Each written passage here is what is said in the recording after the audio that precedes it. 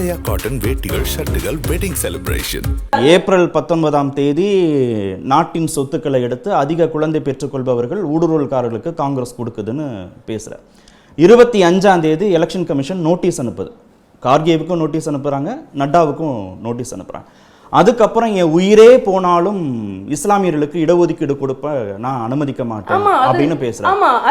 மே 14 இல்ல நான் வந்து இந்து முஸ்லிம் பிரிவினை குறித்தெல்லாம் நான் பேசல அப்படின்னு சொன்னதையே மாத்தி சொல்றாரு. நான் ஏழைகளை தான் சொன்னேன் மாத்தி சொல்லல. அவர் என்ன சொல்றாரு, இப்போ அரசியல் அமைப்பு சட்டத்தில் இல்லாத ஒன்றை இஸ்லாமியர்களுக்கு மத சார்ந்த அடிப்படையில் இடஒதுக்கீடு கிடையாது என்று சொன்னதை காங்கிரஸ் பல மாநிலங்களில் கொடுக்க முயற்சி, உதாரணத்துக்கு கர்நாடகால கொடுக்க முயற்சி செய்யும் பொழுது அதை நான் எதிர்ப்பேன் சொல்றேன். இது இந்து முஸ்லிம் பிரிவினைவாதம் கிடையாது. இந்த நாட்டு மக்களிற்கான அத்தனை பேரையும் உரிமையை பாதுகாப்பது. இடஒதுக்கீடு கொடுத்தது பிற்படுத்தப்பட்ட சமூகம்ன்ற அடிப்படையில தானே தவிர மத அடிப்படையில் இல்லையே. மத அடிப்படையில் இல்ல. ஆனா அதை காங்கிரஸ் மத அடிப்படையில் கொடுப்பதற்கு முயற்சி செய்கின்ற காலகட்டத்தில் தான் இதை பிரதமர் சொல்றார். சொல்றது பாஜக இல்லையே. கொடுக்கப்பட்ட மாநிலங்கள்ல மத அடிப்படையில இடஒதுக்கீடு கொடுக்கப்படவே இல்லை. அப்படிலாம் இல்ல.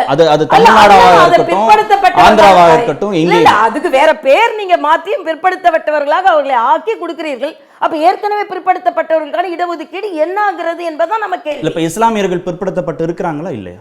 அது இருக்கிறாங்க. மத வேண்டாம் இல்ல, அதற்கு என்று மத அடிப்படையில் வருகின்ற இஸ்லாமியர்களை கொடுக்க முடியாது என்று அரசியலமைப்பு சட்டம் சொல்கிறதா இல்லையா? இன்னொன்னு கேட்கிறேன், இஸ்லாமியர்களுக்கு கொடுக்கின்றவர்கள் அந்த அடிப்படையில் அவங்க கொடுக்கல, பிற்படுத்தப்பட்டவர்கள் என்று கொடுக்கவில்லை, வாழ்க்கையில் அவர்கள் பின்தங்கியவர்கள் என்று கொடுக்கவில்லை, மதத்தை சார்ந்தவர்கள் என்று கொடுக்க. ஒரு கிளாரிபிகேஷன் கொடுங்க நீங்க பாஜக. நான் ஒரே ஒரு நிமிடம் மட்டும் சொல்லிடுறேன். இந்த மதத்தை சார்ந்தவர்கள் என்று கொடுக்கும் பொழுது ஏற்கனவே மிகவும் தாழ்த்தப்பட்ட பிற்படுத்தப்பட்ட பழங்குடி மக்கள் பாதிக்கப்படுகிறார்கள் என்பதைத்தான் மரியாதைக்குரிய பாரத பிரதமரும் சொல்கிறார், மரியாதைக்குரிய அமித்ஷா அவர்களும் சொல்கிறார். அது அரசியலமைப்பு சட்டத்தில் இது விவாதமாக வரும்பொழுது மரியாதைக்குரிய அம்பேத்கர் அவர்களே அது வேண்டாம், அது கொடுக்க முடியாது என்று சொன்னது. இது ஆக இது கேள்வி என்னன்னா, இஸ்லாமியர்கள் பிற்படுத்தப்பட்டு இருக்கிறாங்களா இல்லையா? இல்ல, இஸ்லாமியர்கள் ஏன் பிற்படுத்தப்பட்டு இருக்கிறார்கள் ஒரு கேள்வி நான் வைக்கிறேன். அதனால தான் உங்ககிட்ட நான் சொன்னேன், 15 பாயிண்ட் ப்ரோக்ராம் வச்சு அவர்களை முற்படுத்தப்பட்டவர்களாக மாற்றிக் கொண்டிருக்கிறார்கள். இத்தனை ஆண்டு காலம் அவர்களை வாக்கு வங்கியாக மட்டுமே பயன்படுத்தி கொண்டிருப்பவர்கள். இன்னொன்று நான் கேட்கிறேன், இஸ்லாமியர்கள் பிற்படுத்தப்பட்டவர்களாக வாழ்க்கையில் பின்தங்கியவர்களாக இருக்கிறார்கள் என்றால் அவர்களுக்கான திட்டங்களை கொடுங்கள். இடஒதுக்கீடு கொடுக்க கூடாது. இல்ல, அவர்களுக்கான திட்டங்களை கொடுத்து அவர்களை உயர்த்துங்க. இடஒதுக்கீடு உயர்த்துவதற்கு தானே மத அடிப்படையில் இடஒதுக்கீடு. ஏன் மரியாதைக்குரிய அம்பேத்கர் அவர்களுக்கு தெரியலையா நான் கேட்கிறேன்? அரசியல் அமைப்பு சட்டத்துக்கு தெரியலையா என்ன கேட்கிறேன்? மதத்தை மாற்றிக்கொண்டு அதன் மூலமாக அவர் வாங்கிக் கொள்வது தவறு என்பதுதான் இன்னைக்கு வரைக்கும் உள்ள சமூகத்தில் உள்ளவர்களின் பாதிக்கப்படும் என்பதற்காகத்தான் நான் மறுபடியும் கேட்கிறேன். எனக்கு எஸ்டி பிரிவு நாங்கெல்லாம் நீங்க அப்ப பொருளாதார அடிப்படையிலான இடஒதுக்கீடு மற்ற பிரிவினரை பாதிக்கலன்னு சொல்றீங்களா? இல்ல, மற்ற பிரிவும் பாதிக்கலப்பா. நான் என்ன சொல்றேன், மத அடிப்படையில் நீங்கள் எதையுமே எடுத்து செல்லும் பொழுது மத பிரிவினையை ஏற்படுத்தும்.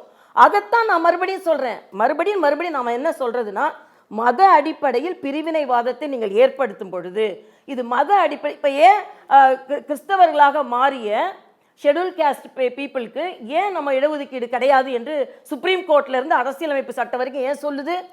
அதுதான் காரணம். ஆக மத அடிப்படையில் நீங்கள் எதையும் பிரித்தாளாதீர்கள் என்று அரசியலமைப்பு சட்டமும் சொல்கிறது, மற்றமும் சொல்கிறது. பேசினதையே பிரதமர் ஏற்கனவே சொன்னதையே திரும்ப மாத்தி சொல்றாரு.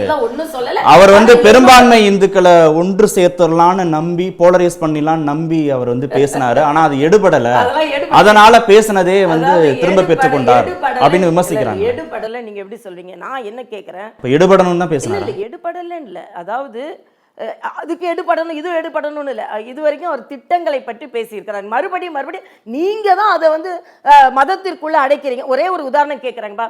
ராமர் கோயிலுக்கு காங்கிரஸோட செய்தி தொடர்பாளர் ராதிகா கரேன்றவங்க போறாங்க. அதுக்கு அவங்கள வந்து நீங்க வந்து தண்டிக்கிறீங்க. நீங்க ராமர் கோயில் வந்தா நாங்க மறுபடியும் வந்தா ராமர் கோயில நாங்க பூட்டுவோம், நாங்க என்ன வேணாலும் செய்வோம். யார் சொன்னாங்க?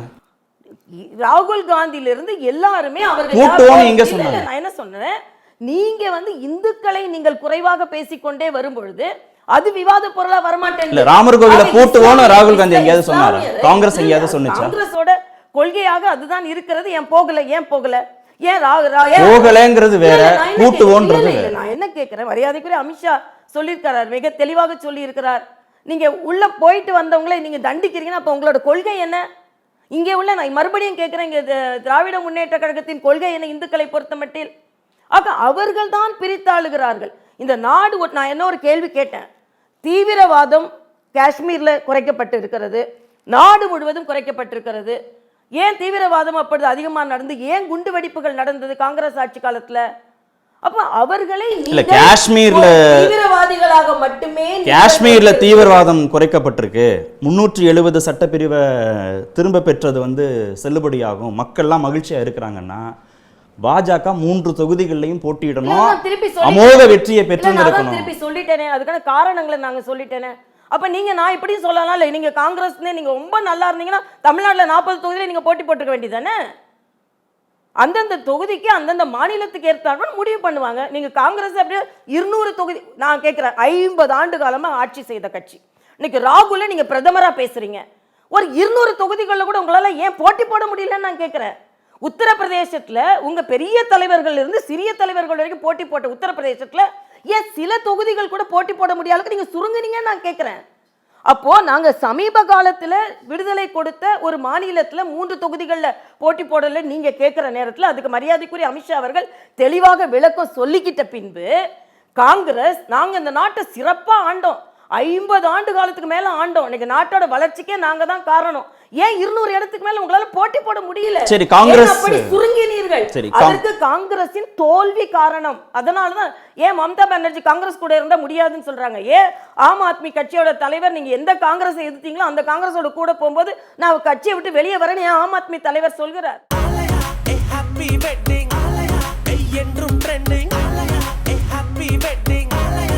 ஆலயா காட்டன் வேட்டிகள் ஷர்ட்டுகள் வெட்டிங் செலிப்ரேஷன்.